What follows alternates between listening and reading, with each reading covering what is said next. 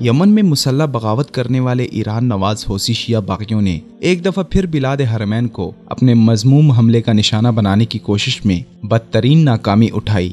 حوثی شیعہ باغیوں نے 19 دسمبر کی شام کو ریاض شہر کو نشانہ بنانے کے لیے میزائل حملہ کیا، جسے فضا میں ہی ناکارہ بنا دیا گیا۔ عرب ٹی وی کے مطابق یمن میں آئینی حکومت کو سپورٹ کرنے والے عرب اتحاد کی فورسز نے منگل کے روز اعلان کیا ہے کہ اس نے حوثیوں کی جانب سے داغا جانے والا ایک بیلسٹک میزائل ریاض کے جنوب میں فضا میں ناکارہ بنا دیا۔ اس سلسلے میں پیٹریاٹ نظام کے ذریعے بیلسٹک میزائل کو تباہ کر دیے جانے کے بعد دارالحکومت ریاض میں زوردار دھماکہ سنا گیا اور آسمان پر سفید دھوئیں کا بادل بھی دیکھا گیا۔ تباہ ہونے والے میزائل کے ٹکڑے ریاض کے مختلف علاقوں میں گرے، تاہم کسی قسم کا جانی یا مالی نقصان نہیں ہوا۔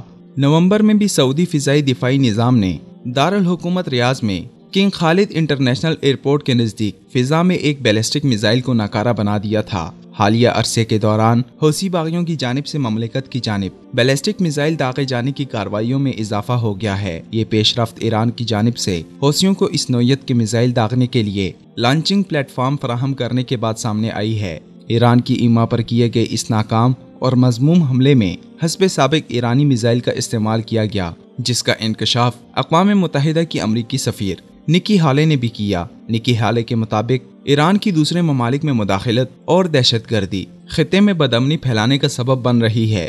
ایران کی جارحیت کو نہ روکا گیا تو ایران خطے میں دہشت گردی کی آگ پھیلا دے گا۔ ایران کے جرائم بے نقاب نہ ہوئے تو وہ عالمی امن کے لیے خطرہ بنے گا۔ دوسری جانب ایرانی میڈیا حوثیوں کے ذریعے کروائے گئے ناکام حملے پر بھی پھولے نہیں سما رہا۔ ایرانی میڈیا کی جانب سے فخریہ اطلاعات دی جا رہی ہیں کہ حوثیوں نے بلاد حرمین پر حملہ کیا۔ ایرانی پاسداران انقلاب کی قریبی نیوز ایجنسی مہر نیوز کے مطابق یمن میں حوثیوں کی مسلح بغاوت کے 1000 دن مکمل ہونے پر انہوں نے سعودی عرب کو بیلسٹک میزائل کے نشانے پر رکھا۔ ایرانی میڈیا نے اس حملے سے کاخ یزیدیت کو ہلا کر رکھنے کا خود فریب عنوان دیتے ہوئے کہا کہ اس میزائل کا نشانہ ریاض میں قائم شاہی محل الیمامہ تھا، جہاں ولی عہد محمد بن سلمان ایک میٹنگ میں موجود تھے۔ ایرانی میڈیا کے بقول یہ حملہ برکان 2H نامی میزائل سے کیا گیا۔ یہی وہ میزائل ہے جو ایرانی ساختہ ہے اور ایران ہی کی جانب سے حوثی شیعہ باغیوں کو یہ میزائل فراہم کیے گئے ہیں۔